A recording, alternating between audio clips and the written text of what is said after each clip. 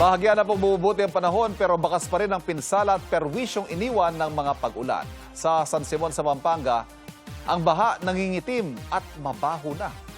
Nakatutok si JP Soriano.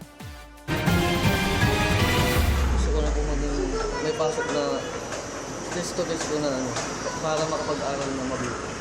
Walang pasok sa Dagupan City National High School pero nasa paaralan ang grade 11 student na si John Mark. Doon lumikas ang kanyang pamilya nang bahain ang kanilang bahay. Pero kahit ang ilang silid ng paaralan, lubog din sa tubig. Bumaha rin sa West Central Elementary School 1 sa Dagupan.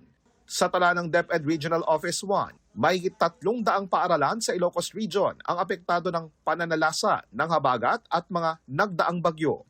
May 1,000 classroom ang napinsala.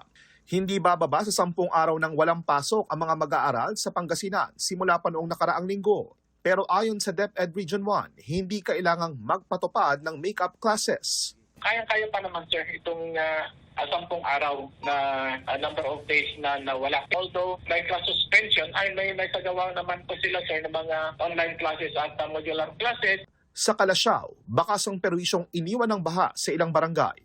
Ayon sa Pangasinan PDRRMO, mahigit 1,000 pamilya o mahigit 4,000 individual ang nananatili sa mga evacuation center.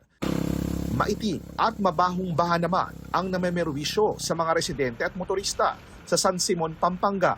Sinisisi ng mga residente ang pagbabara ng mga kanal. Pahirapan tuloy ang pagdaan ng mga sasakyan sa San Luis, San Simon Road. Apektado na rin ang kabuhayan ng ilan. Humina po talaga.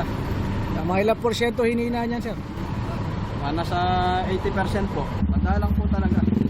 Ayon sa Department of Agriculture, Pampanga ang may pinakamalaking pinsala sa agrikultura na nagkakahalaga ng 131 million pesos. Sinundan niya ng Nueva Ecija at Pangasinan. Sa kabuuan, umabot ng 689 million pesos ang halaga ng pinsala sa agrikultura sa mga rehiyong sinalanta ng mga bagyo at habagat. Karamihan, mga napinsalang palayan na may halagang 451 million pesos. Yung 451 million worth na yun, yung total area affected is about 18,000 hectares. Ang medyo maganda konti rito, partially damaged ng 18 is 15,500 hectares. Pag sinabing partially damaged, may chance pa yan ng recovery. Yung totally damaged is about almost 3,000 hectares. 2 milyong piso naman ang halaga ng pinsalang naitala sa livestock at poultry.